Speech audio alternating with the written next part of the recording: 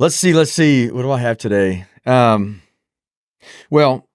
I had a couple things that I thought were interesting. I listen to podcasts generally when I'm in the car, and every once in a while something will just hit, and it'll be so relevant. And I don't know if it's just coincidence or if it's like the universe speaking. But so this morning I'm listening to one. It's Alex Hormozi, which is one of my favorite podcasters. And he puts out these like 10, 15, sometimes 30-minute podcasts around an idea. And so this morning, just on the way over here, basically generally talking about removing emotion from business. Yeah. And being real neutral. And he had a couple interesting quotes that I think are not his quotes, but he relayed them. And one of them is business is simply mathematical decisions made within the context of human psychology. Business is simply mathematical decisions made within the context of human psychology. And then he goes on to talk about how it's important to, try to remove emotion out of decision making. And then there's a practice of really looking at, how has emotion affected decisions, and how is, having emotion involved in decision making produce certain results. Mm-hmm. So again, real relevant for me anyway, on a number of different fronts. We've had some pretty engaging conversations, you and I, about our business and certain decisions we've had to make. And some of the recent ones for me were very emotional, right? And I can see when I deconstruct those things how emotion drove certain decisions, and then there's like a rationalization after that around, well, okay, that was the right decision, even though it was made within the emotional context, but also realizing that it did tie me up for a whole day. I was affected by that. Sure. And is that, or you lost sleep, or you did yeah, something different that you normally did. Yeah.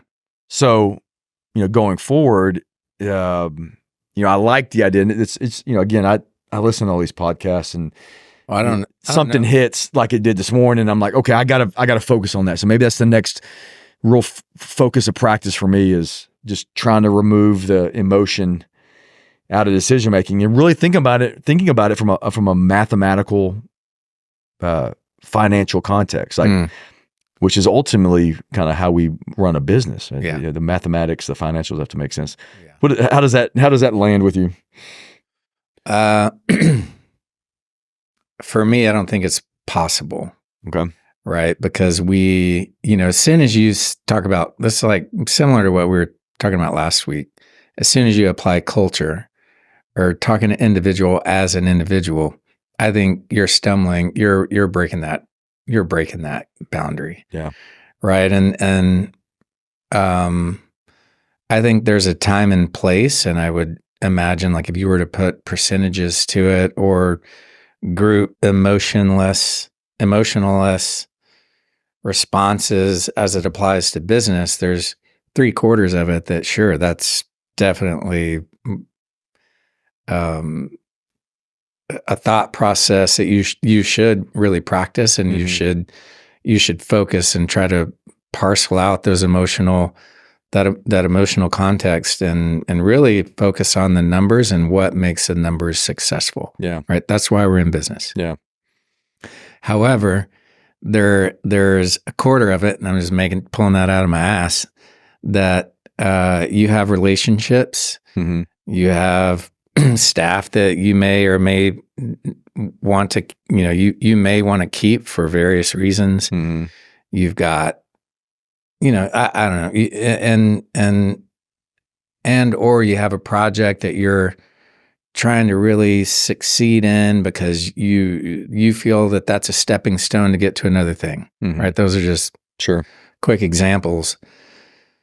And then I think then you're making decisions on a different level, Mm-hmm. right? That could apply emotion, that could apply something other than strictly numbers. Yeah. And I think it's easy to say, and it's a good rule to have in your head, generally as you walk through your day and you're making your decisions, but I don't think that it's that cut and dry. Okay. And I'm curious I don't know that guy or that podcast. I'm curious what he or she does for their business. Yeah, he again, not to go into Alex's biography too much because I don't know it that well, other than he started in a fitness business and then became really successful, and then got into. He's got a holdings company now that he invests in other businesses, so in a wide range of businesses.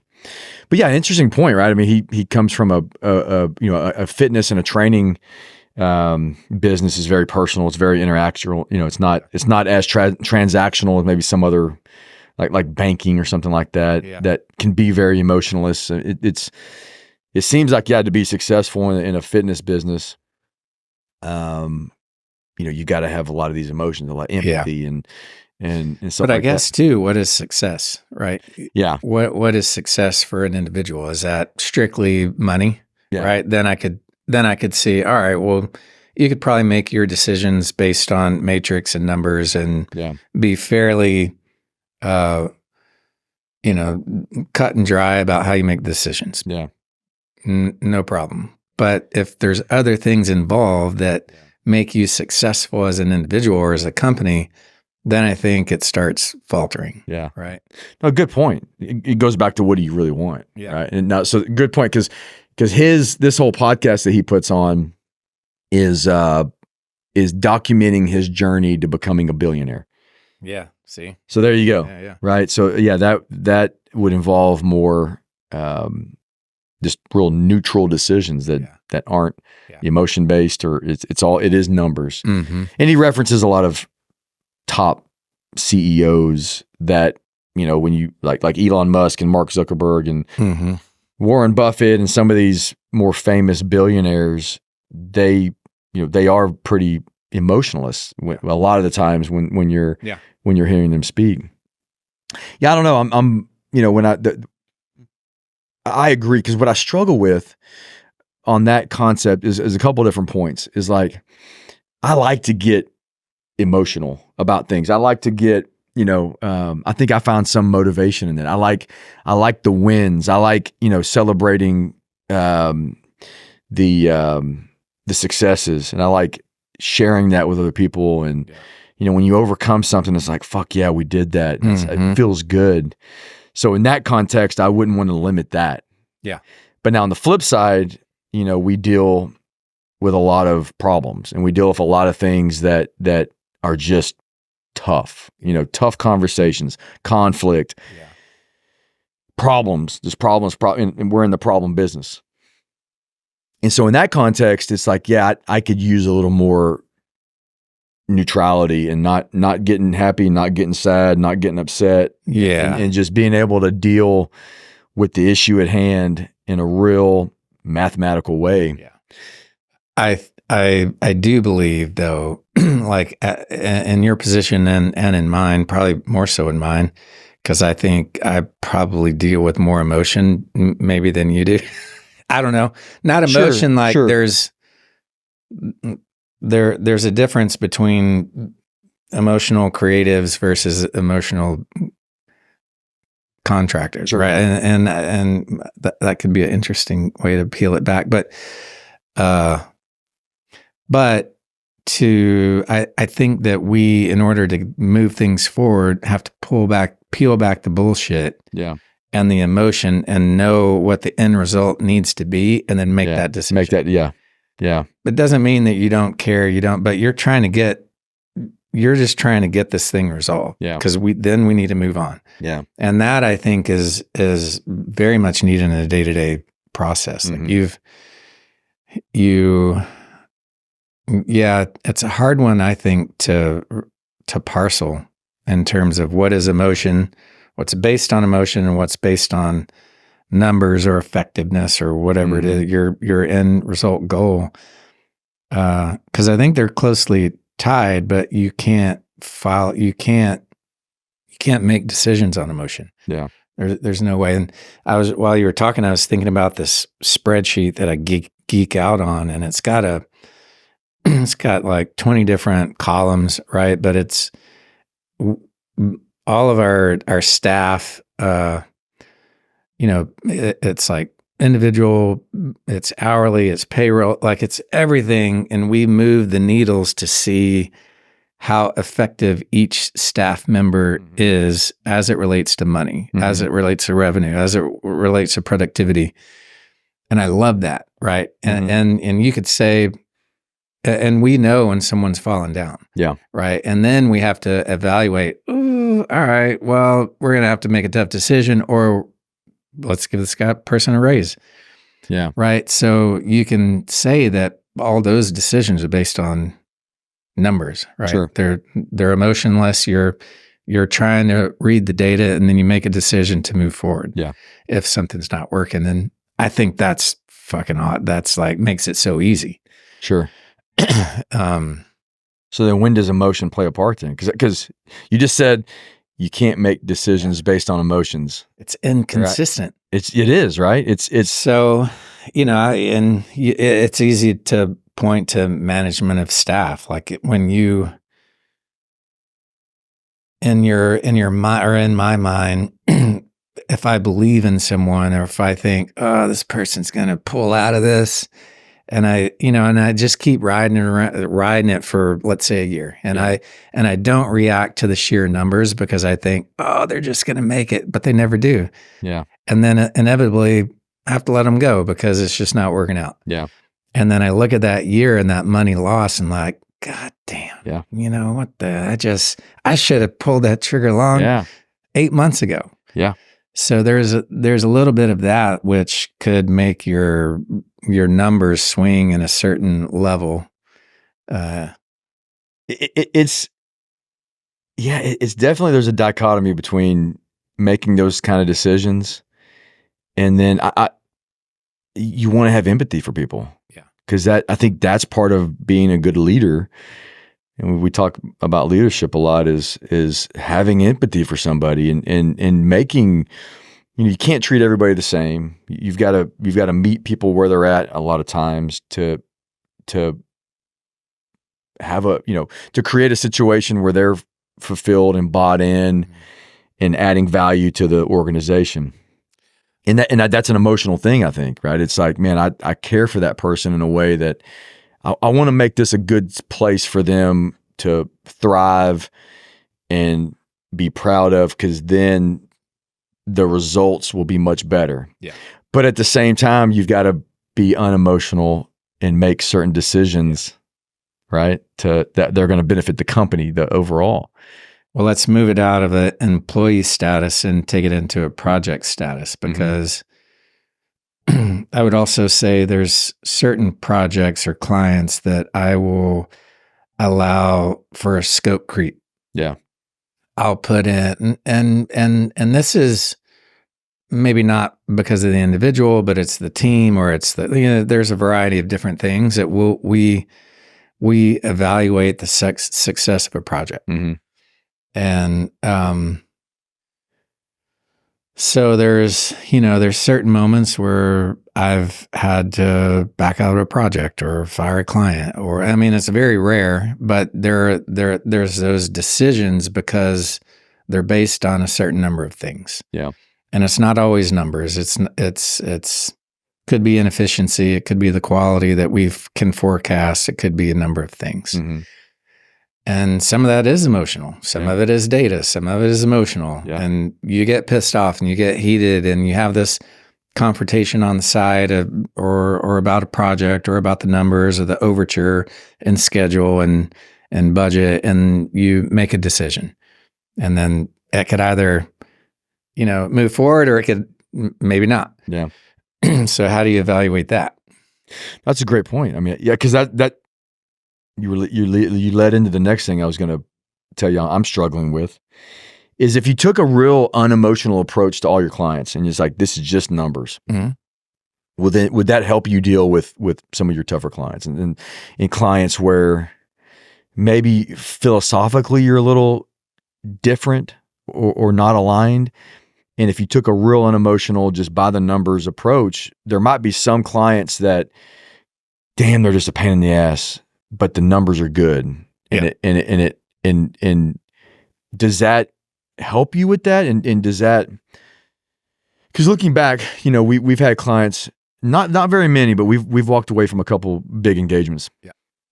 And when I think about the major one that happened about 2 years ago now, it started with an emotional thing. Like we just couldn't deal with this person. And it was just, every phone call was painful. Every meeting, everything was just, geez, man, like, but the financial side was really good. Mm-hmm. Right. And so we just kept on and we'd have these meetings. We're like, man, we got beat up again today by this person, and geez, they're just a fucking pain in the ass, man. But the money's really good. Yeah. The fees are really good. So let's keep going. And then I think on that particular one, it got to the point where we started seeing where, like, financially we might be in jeopardy, right? Mm-hmm. We start hearing where other people aren't getting paid, and now there's a financial component to it. And you take that with the emotional side, and we made a decision, felt great about it. Probably one of the biggest decisions we've made for, for the company, for the morale, for the all that. But then we've had another one where, I'm not so sure it was the right decision. It was made strictly emotional based, but, and so now we've got a couple clients where it's strenuous dealing with them. Right. But can we overcome that? Maybe in that situation, dealing with them, can we overcome the discomfort by just being like, hey, look, we're going to look at this by the numbers. We're not going to get emotional about it. It's just, until the numbers don't make sense, we're going to stay in it. Yeah. Does that make sense? Yeah. Like, how do you differentiate? How do you parse the two? Right. I mean, have you ever had a, client where it just didn't feel right, but the money was right? Mm-hmm. I don't know. Yeah. We evaluate numbers. We evaluate, I don't know what you want to call it other than just pain in the ass. Like, is this making me happy? Yeah. Do I want to show up every day and work through this problem or hear these problems? And then it's another part of it is this going to make our office better in the future? Is this what we're trying to move toward? Yeah. And if all three of those don't check out, then we have a problem. If two of them don't check out, then we have a problem. Yeah. If one of them checks out, meaning it rings that red flag, then it's probably more likely that we're gonna fight through it. That's it. So you got three components, right? There's the financial component. There's kind of how it just, the communication, how it feels, the soft part of it, where it's like, how is the communication? How do we align with the person? How does it feel? Yeah. And then the third component is, how does this affect our business in the future? That's right. Yeah. Because our hope is that each project that we're on, that we can photograph, we can market, and then we can all feel generally pleased about the outcome and the quality of what we're doing. That's a lot of why architects and creatives do what they do. There's this emotional attachment to this end result that they have to feel good about what they're doing. It's just not, slap this thing up and let's move on. That's not our world. And so in order to be effective, in order to maintain,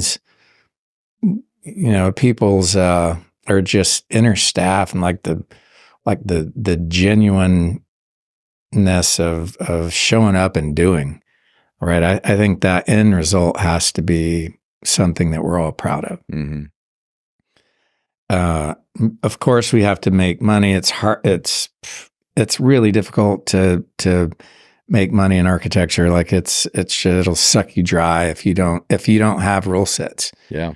Right. If you don't have boundaries, if you don't have these things, and if you are not good about having tough conversations, it'll suck you dry and it'll just spit you out. And then, that it's the other part of what we do is, I don't want to work with dicks. Yeah. that's not how I want to spend my life.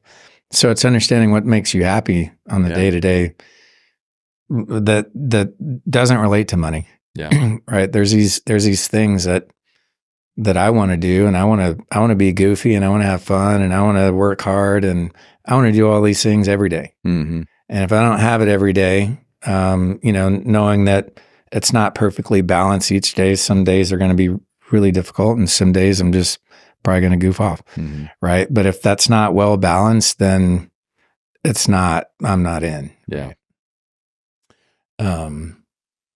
So yeah, I think those are things that when we interview for a project, we try to uncover red flags, all of us. Right. With the project or with the client? Everything. Yeah. Right. How is this? Can I pat this person on the back or can we have a tough conversation? What is the end result? What is their expectation about the total team? And do we feel like this owner has enough background to make quality decisions to get us to that thing that we think could be possible? There's all that in those initial meetings. And if that's not there, then we may tiptoe out of it. Sure. What are some of the red flags that, if you can remember back, that you missed? Oh man, a lot. I think that force fitting, right? Say more about that. What do you mean? So it's not listening to your gut, right? So missed, I don't know, because I think if you look back, you can see those signs, but you didn't. I needed the project, right, to just maintain revenue, or I wanted the type of project because we hadn't done it before, and I just was excited about the possibility, or I thought, well, this client will allow us to run as we normally do and communicate, and they'll just stay in the background, meaning that we're not in this moment, in this interview, we're not communicating very well. I don't know about their decision. I'm questioning some of their, either them or our communication or their decision making potential that they could, we could have a tough time during the process. So all those things I think I probably saw, but I was blinded by these other things that I thought I wanted. And so if I were to go back and say, nope, I'm going to stay true to these 3 or 4 components about what I feel will make us successful, in this general sphere, then I think our trajectory to this point would have been a little bit easier and more responsive to where we want to go. Yeah. Yeah. But also you could also say you're going to learn by failure, right? You're not always going to make the right decision. You're not always going to listen to your gut. You're not always going to look at the numbers. And I think the more you fail in this, whatever industry you're in, the older you are, the more you fail, the wiser you get. Yeah.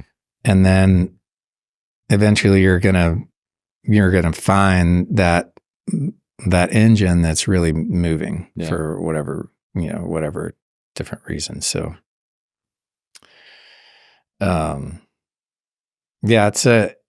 would say, going back to that podcast, if I could be that clear and that cut and dry about one thing, maybe it would be easier. Yeah.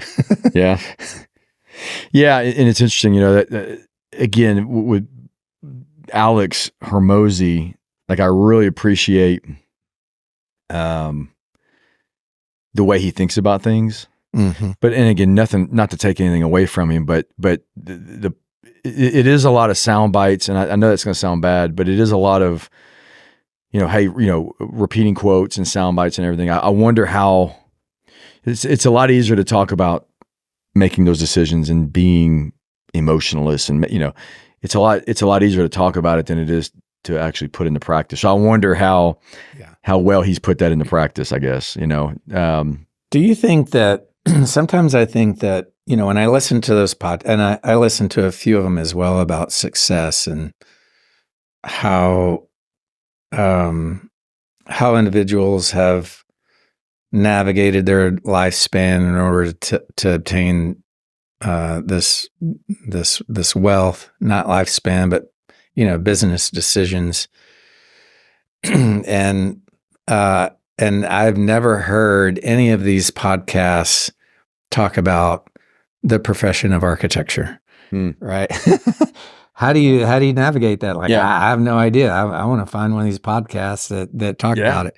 Or construction, right? This is the pod. They're listening to that podcast right now. Yeah, I guess so. But I think my point is that can you apply that logic to all types of business? I think so. You probably could, but then the ones that I hear mostly are about either, I don't know. What I was going to say is mostly is buying and selling. Yeah. Right. I know my trajectory is to buy and sell. It could be any business. Mm-hmm. And I'm buying and selling, and I'm making money on this one and I'm moving it to the next one, or I'm just obtaining all the businesses and for this end result, right? Which is personal wealth or company wealth, whatever it is. But that's a completely different mindset than what I've done. Yeah. Right. And it was all about, I'm just going to stick to this one and try to make it work. Yeah.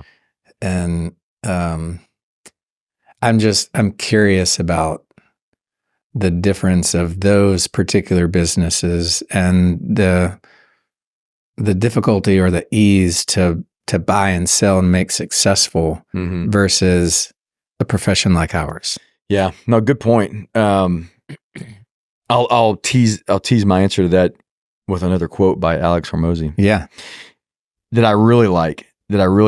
And he said, and again, not his quote, but advanced people don't really do advanced things.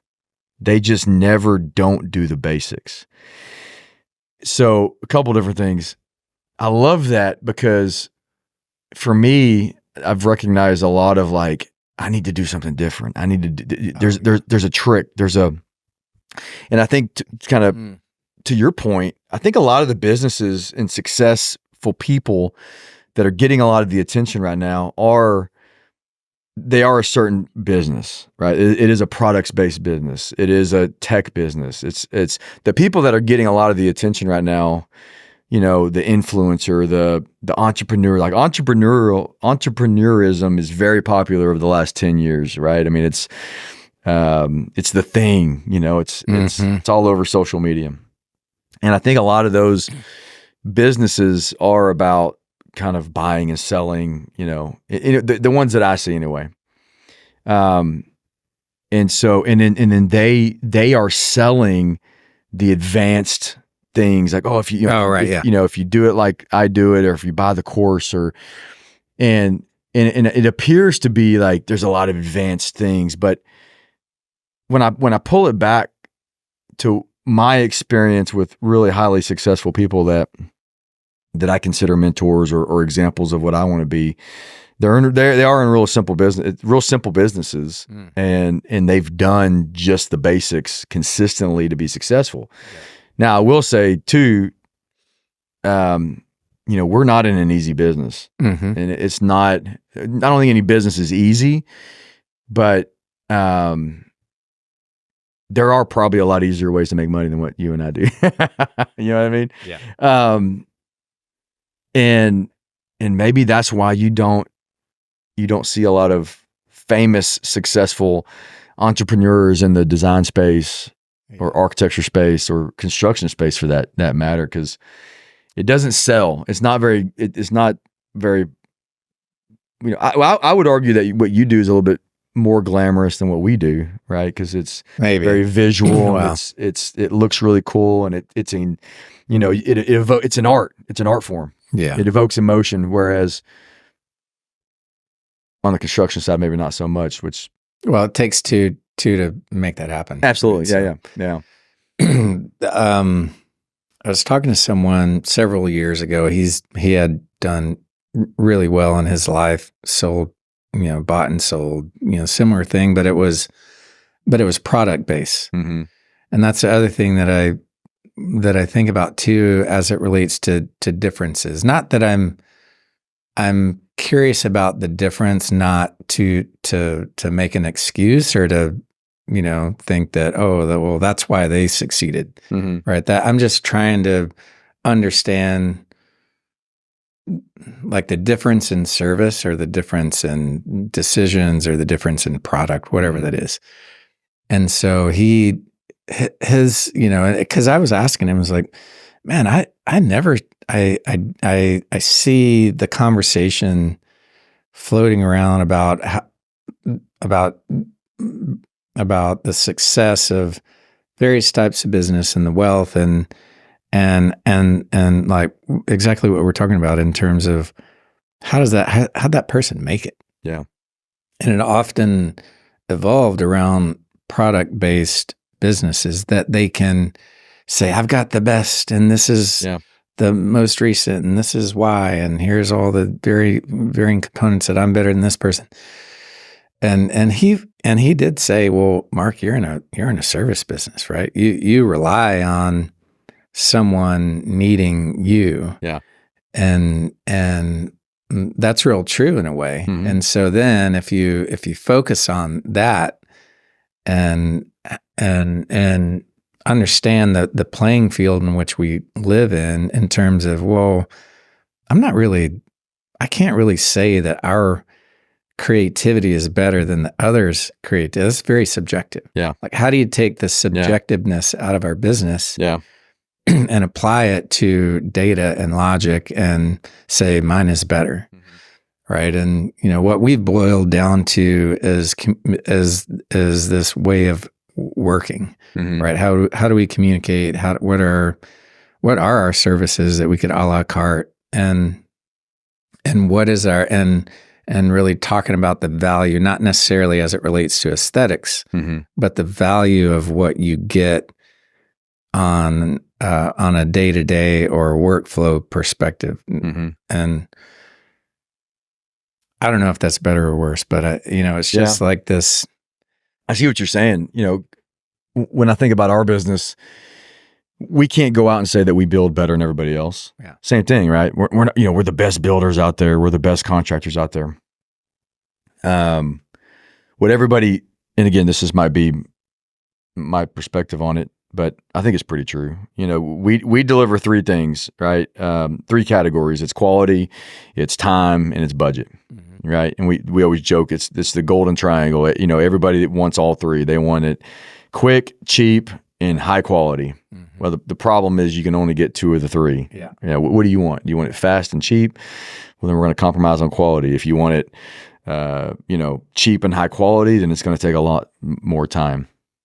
But, and there's a lot of contractors that we see that are selling themselves on the cheapest, the fastest, which is, I don't think is very authentic, because at the end of the day, you can't guarantee any of those in the world that we live in, the type of projects we do. So what we sell is a relationship. Yeah. You can trust us. You can, I feel really confident in saying if you hire Citadel, there's going to be very little surprises, because we're going to be very transparent with everything. You're going to see everything that's out there. You're going to know what we're doing. You're going to know why we're doing it. You're always going to be able to get a hold of somebody. We foster a real high level of trust. We're not always the cheapest. We're not the most expensive, but we feel like we're going to give you a fair value for what the project goals are. And we're going to finish the project. So that's what we try to sell, which is, I've always wrapped my mind around, like, how do you market that other than just, because that's a lot of that is just lip service. You're not really going to know that unless you either do some research on us or you actually work with us. Yeah. Yeah. But, yes. But yeah, I mean, I've been around a lot of contractors that sold themselves as the fastest and the cheapest and the highest quality. Like, you're gonna get all three. Yeah. And again, that's very you can't have that. inauthentic. So then if you sell the relationship, do you still root back to sheer numbers? Good question. I mean, again, I'm glad we're having this conversation because I've really thought a lot about it. And again, my brain goes to wanting to make everything real black and white, real orderly, real processed. But I think when it comes to the mathematical side versus the emotional side, it's not. I think you get into the gray area, which we talked about last time. I think it's not a gray area, but it's real. It's nuanced. It's very nuanced. I think when you're talking about we sell relationships, it is personal and it is emotional. Our best clients, we really give a shit about. Mm-hmm. We give a shit about what we're doing, but we care about them and their goals, and and it feels good. Yeah. And then, but at the same time, you have to make. Sometimes you have to make some unemotional decisions to protect the business. So I think it's nuanced. I think it goes back to maybe you modulate those percentages where it's in some situations it's 75% math and numbers. Yeah. And then there's a 25% emotional component to it. Some situations it's you got to be 75% emotional and then consider it, right? Because I don't know. It's well, and I think that's why I go back to the difference in business, right? Because that slight shift, whether it's 75, 25 or anything slightly there off, it's not as calculated as a product where you're charging, I'm going to charge $5 every time. Yeah. Right. And that's true. And so to understand, how can I make it more calculated as selling a gallon of milk or selling a membership, right? Mm-hmm. That I don't care if they show up or not, but it's a membership and I'm making money off that membership. Like, how do you lessen that gap of service with what we do in a real service based? It's a good question. But anyway, I don't know. I don't think you can, right? Because they're different. It's different. Part of our business is construction management or acting as an owner rep on projects, and that's just a straight fee based business. So I can see for us, we have a fee that we give you these services for. So I don't know. Good question. I don't know. Well, going back to what you were saying earlier, we made, I think I always knew that I didn't want to be a one-person shop, right? Mm-hmm. I enjoy working with people. I like the environment. I like the collaboration. I like sharing, right? Because it makes me better. I think it makes the project better.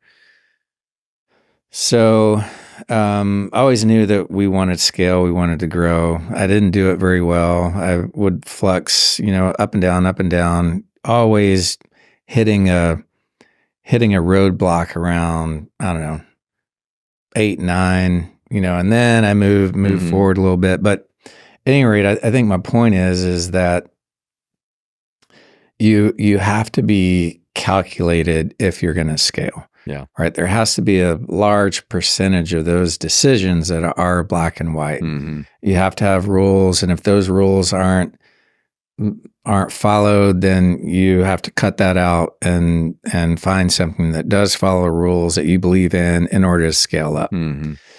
And so you could say, well, I could say,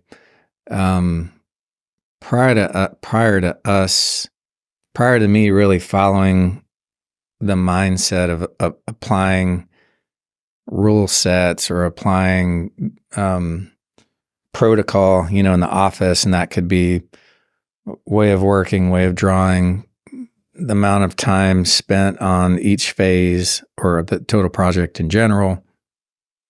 Before that, there's a certain mentality, or there's a certain environment to our office. Then when we applied all of those rule sets, that filtered out some of that, right? It filtered out a type of person. It filtered out a type of work. It filtered out a lot of different things, right?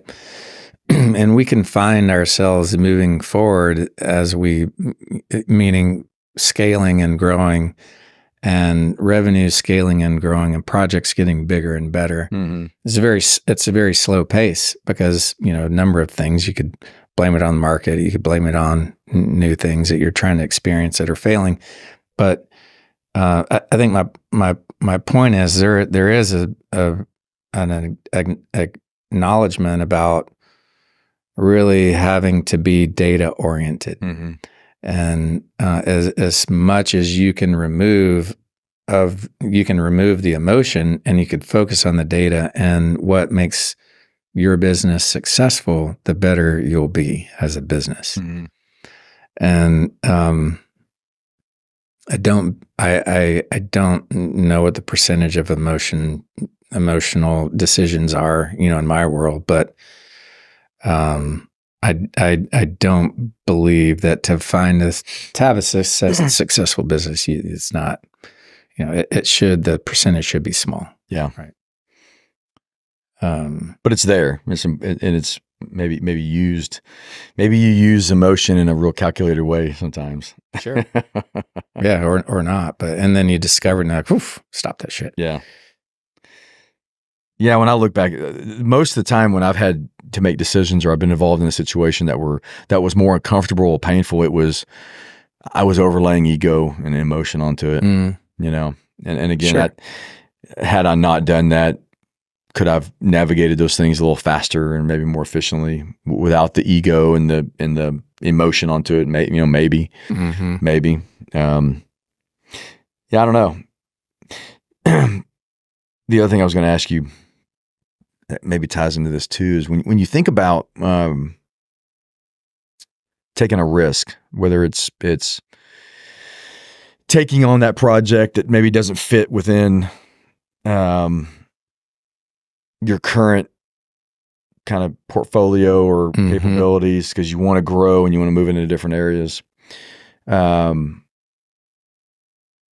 that be a strictly calculated decision to take a certain level of risk to move into something? Or Yeah, right? I think so. It's just like marketing, right? You could even manipulate the numbers in terms of this is the revenue I know we're going to lose through the course of this project because I'm willing to give that up. Mm-hmm. We do pro bono work sometimes, Mm-hmm. right? It's not free. Well, I guess I'd take that back. It's a reduced cost. Mm-hmm. Sometimes we do free work. We could say a lot of times we do free work, but and I think it's similar to that, right? There's a reduced cost in order to either give back or move forward. Mm-hmm. Even though a new project isn't a reduced cost because you want to be within market, you just don't want to give services away. In your mind, whether it's calculated or just in the back of your brain, Mm-hmm. there's going to be some exposure here that I know where this is a risk. Yeah. Yeah. And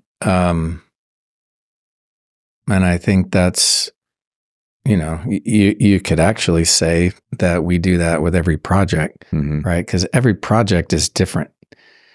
The outcomes are different. The people are different. The exposure is different. Even though we've done it multiple times, every building's different for us. Sure. And so there's a calculated risk with each one. Yeah. And a certain amount that we're willing to lose, and in a strange way. And there's some that we're not. Mm-hmm. And so, but it is all, this maneuvering of quality of project and quality of working environment, Mm-hmm. right? So I don't know if that answers your question. Yeah, a little bit. 'Cause I was thinking about, we're getting ready to take on at least one project that's outside of our Mm-hmm. kind of previous portfolio, and it's got a fair amount of risk associated with it. Yep. And what I've been trying to do with that is unknowingly, I can label it today, just kind of having this conversation, but really taking the emotion out of it and looking at it from a real mathematical, Mm-hmm. a real objective, like, okay, if we take this project, what are the potential risks? How are we going to mitigate those? What are we going to do? How are we going to price in certain things that'll mitigate that risk? How are we going to set up our structure so that we can be really successful on this project, knowing that it's outside of our a little bit outside of our experience. And I think, in that situation, the emotional side of it for me is like, I really want to do it. I really, I'm fast forwarding to the end where I'm like, man, this is going to be a great marketing thing. It's going to feel good. It's going to be, I can have a lot of ego tied up in it when we say, hey, look, we did this. But now it's got to be emotionless. It's got to be mathematical. It's like, can we objectively get to the point where we manage out all the risk? Yeah. Or most of it. Manage out a reasonable amount of the risk and do certain things that can set us up to handle the inevitable risk that's just inherent in that kind of project. Does that make sense? Yeah, and I think that's a way to go about it, right? But the way that I also look at it is, when you're doing something new, do I believe that it's a one-off? Mm-hmm. I'm not, if we're going to change a method of how we work or how we do things or what we deliver, you have to believe that it's got a successful pathway. Mm-hmm. And if it's a one-off, then I'm probably not interested. Mm-hmm. Because it's going to be hard. I don't know the success rate of revenue, money loss, whatever it is. But I know it's going to be hard and it's going to take a lot of my time. Mm-hmm. So what is the possibility of the continuation of this new thing? Mm-hmm. Right. That's what I try to evaluate as well. And if I feel, and there's no right or there's probably no way to truly know it, but in my gut, do I feel like this? Yeah. Can we continue this? Mm-hmm. And I think that also plays a large percentage of whether we dig into something or we don't. Yeah. Some of it too could be, well, this sucks in the market. I just want to make it better. Mm-hmm. And if we make it better, then of course we'll probably want to do it again. Mm-hmm. That could be a calculated risk that that you could apply there. And there's certain project types that we've never done before. And is there anything that you've wanted to do that you just haven't done yet? Yeah. No, I don't know that it's a project type, although I'm always interested in when you get various groups of people, you could call it mixed use, right? When you get a bunch of different programs and you mash them together, mm-hmm. That's what I like. And the things that I haven't done before are really urban mixed use projects. You've got to be calculated in so many different ways. It's very complex in terms of the streetscape, the code, the people, the different programs, and how you separate and how you join. Right? Mm-hmm. That's a real complex project. Yeah. Whether it's big or it's small, like that's what I really enjoy. And I feel like we're getting there, but I haven't had those we're not known for it. Mm-hmm. And I want that. Yeah. So to get in the arena, and to be known and the go-to person for that is something that I would like to have. Yeah. I don't think, and yeah, we've done it, but it's not consistent enough Mm-hmm. to know that people are seeking us out for that particular thing. Yeah. So, yeah, I don't know where I was going. I lost my train. No, I'm curious about that. There's project types that we'd like to chase down. Yeah. What are those? Well, for opposite reasons, maybe. I like the idea of building warehouses. Yeah. Or like, these big distribution centers, Mm-hmm. because the dollar values are higher and the complexity is lower. True. Yeah. It's nice to get on these bigger projects for a number of different reasons where, you've got a longer time frame. You're working with subcontractors and vendors that are larger, have better management, more secure, better funded. I've always been in the space of these quick turn, restaurant QSR type projects that are, unbelievably aggressive schedules. And then the budgets are such that you got to use smaller companies that, we live in a really high risk zone with a lot of these projects. And so we're making a focus. I'm making a focus on how do we get into larger projects that, you got a little bit more breathing room to manage things and do it right. But then, is there another, I love the idea of a mixed use project as well. But to your point, there's a lot of complexity to it, especially the urban, That's interesting, because I think what that response was emotional, right? That's what I want. It's really engaging. It's so fun. My brain, it challenges my brain. But as soon as you said that, I was like, fuck, that's right. We have 3 large projects in the office, and some of those allow us to feed for years, right? For 3 or 4 years. And those are hugely beneficial. Yeah. Sometimes not the most creative. Sometimes people are ho-humming about, but man, that revenue coming in there, because it's easy and it's predictable.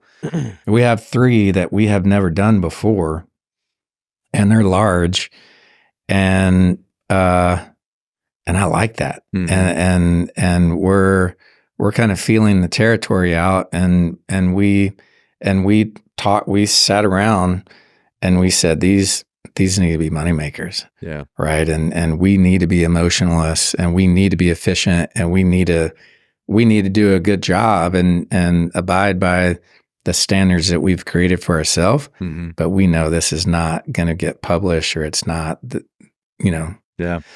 And I enjoy that too, right? Because I think that in our world, you can't, maybe you can. And in my world, we have to have those revenue generators that are not killing us every day.